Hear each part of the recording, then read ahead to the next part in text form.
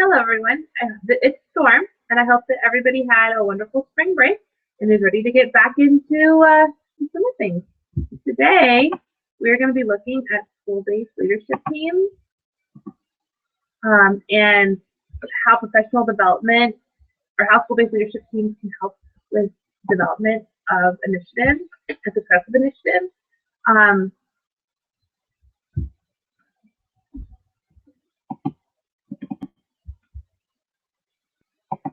Here we go.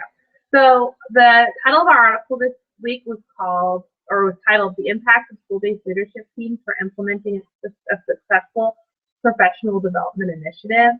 It was conducted by Stuart Yeager and Robert Yeager. Often, teachers are less than enthusiastic about professional development days in their school. While the information is often very valuable, the lack of implementation, monitoring, and evaluation of the concepts or initiatives introduced on these days can cause for decreased teacher buy-in for the initiative, especially if there has been a trend of new initiatives every few years with little monitoring. Additionally, lack of leadership involvement in professional development days can augment the feeling of isolation and autonomy in the school culture. We don't want to be the bottom right screen.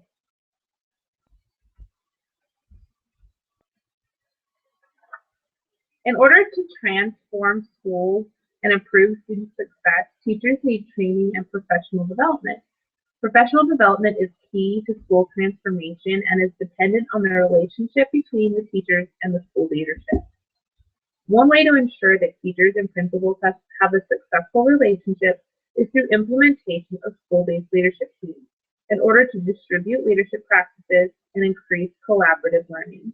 These teams, made up of the administration and selected teachers, work collaboratively in order to increase implementation and success of professional development initiatives in order to align the staff and increase accuracy of feedback monitoring and staff collaboration. Professional development training. Distributive leadership through the use of school-based leadership teams has many positive effects when planning time is intentional to create collaborative work time for teachers. Additionally, this enhances faculty awareness of initiatives, resulting in more positive reactions to training, which is key to success of any professional development initiative. Creation of a collaborative learning environment where principals and teachers work together helps to create a positive school-like climate and school culture built on a common language, beliefs, values, and standard of excellence. This distributed framework is key to school effectiveness. Our researchers had two guiding research questions. Number one, how will the depth of implementation of a professional development initiative be impacted by a school-based leadership team prepared to support and monitor the initiative? And two, what differences can be found in the perceptions of the depth of implementation of a professional development initiative between teachers and school-based leadership team members who have been given preparation to support and monitor the initiative compared to teams that have not been provided such preparation?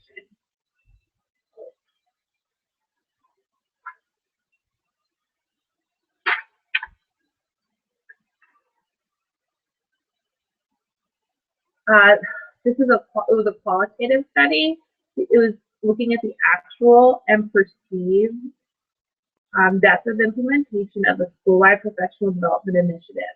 It occurred over 6 years in 4 elementary schools. The professional development initiative was based on a school reform model called CLASS, Connecting Learning Assures Successful Students. And from this, the schools were identified from a pool of 75. They were similar in socioeconomic status, and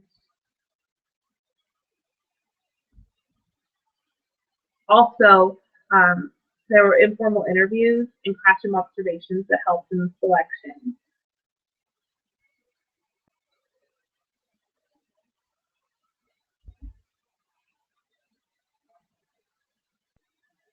This correlational study looked at how increased training and monitoring for the school-based leadership impacts teacher perceptions of the professional development initiative.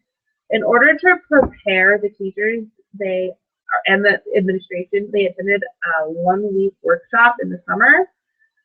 It was on the class model. There was also additional coaching each fall.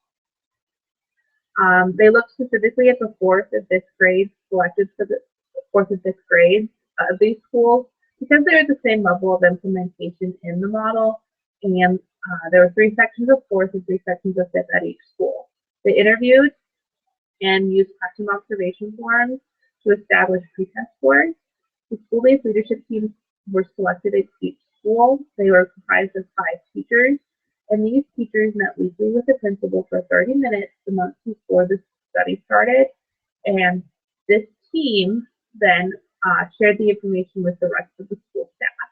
They set aside 30 minutes with each grade level to discuss the implementation of a class initiative that they had all previously been trained on. There were 2 groups, a treatment group and a control group. In the treatment group, the 2 schools provided, that was comprised of 2 schools. The school-based leadership team was provided with information to prepare the team to evaluate, monitor, and support the class initiative. Then the second 2 schools, there was no preparation for the school-based leadership. Data was collected in the spring of each school year using 3 tools. A 4-point Likert instrument. They used observations and interviews. Additionally, they interviewed each school-based leadership team member, and these answers were scored using a rubric provided by the leaders of the professional development initiative.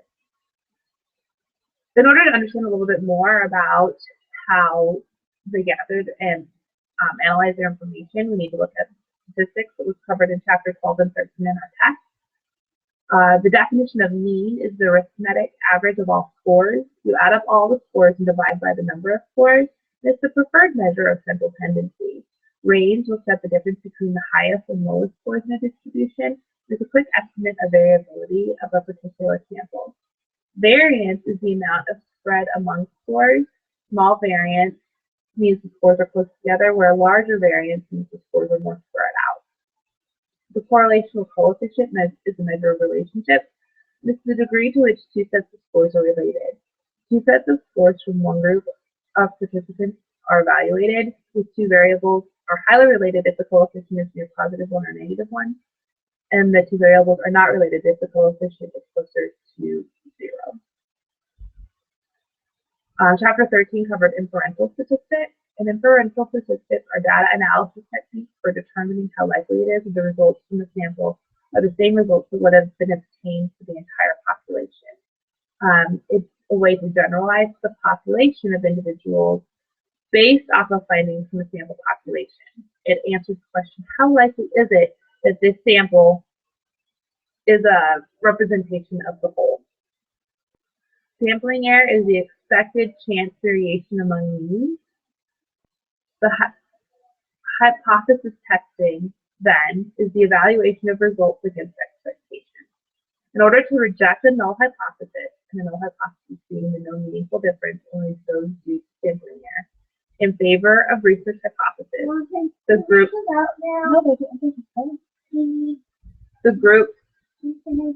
are meaningfully different. One treatment is more effective than the other. If the null hypothesis can be rejected, then the research hypothesis is supported. Chapter 13 also looks at the t-test, which is something that our researchers use to evaluate the data. The test is a test of significance to determine the likelihood or probability that the results in the sample are just from chance. The level of significance is known as alpha. The smaller the probability level, the less likely the finding occurred by chance. The t-test is used to determine whether 2 groups of scores are significantly different at a selected probability level. And it compares the actual differences between the means of the groups, the differences expected by chance if the null hypothesis is true, and there are no real differences between the groups. The ratio of these 2 numbers, the actual and expected, is referred to as the t-value. If the t-value is equal to or greater than the predetermined significance level, the level of difference just from chance, then the null hypothesis is rejected. and the research hypothesis is supported. Which leads us to the tools that our researchers use. There was an observation form and a teacher interview form.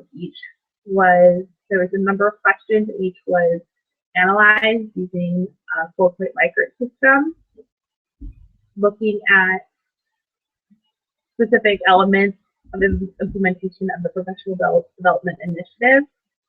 Additionally, the researchers used interview questions. On an observation form, they measured the depth of implementation using a 4-point rubric.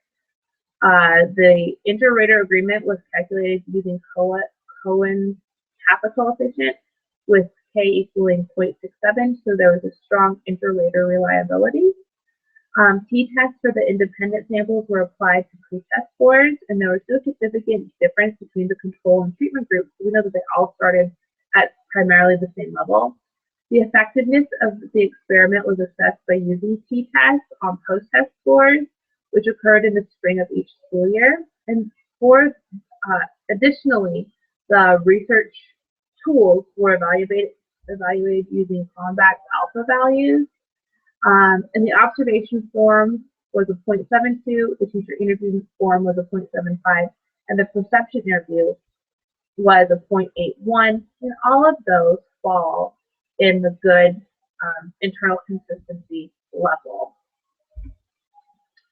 The results of the study indicate that teacher content knowledge regarding class will be impacted positively with school-based leadership team experiences in supporting and monitoring the outcomes of the initiative. Survey results were significantly different from teachers who worked with an experienced school-based leadership team person as compared to teachers who worked with a school-based leadership team who had not been assisted. So additional training for school-based leadership team members really helped in supporting teacher content knowledge. Additionally, teacher behavior using specific techniques that were outlined in the class initiative was positively impacted with the school-based leadership team preparation in support and monitoring outcomes of the initiative. So supported the team with additional guidance was able to support the teachers in a way that increased teacher behavior and teacher use of specific techniques. Figure 3 shows the perception of the teachers regarding their own depth of implementation of the class initiative who work with an informed school-based leadership team.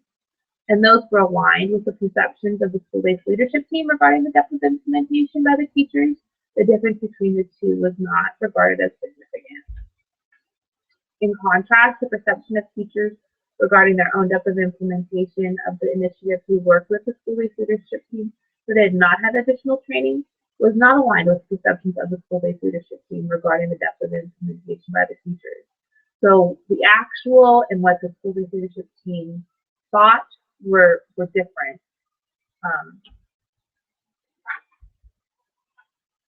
Which leads us to our implications and recommendations.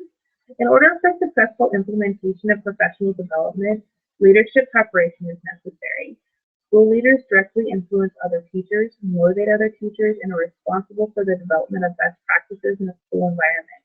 In order to sustain a professional development initiative, school-based leadership teams need to be allowed time and training to successfully support and monitor teachers in the school.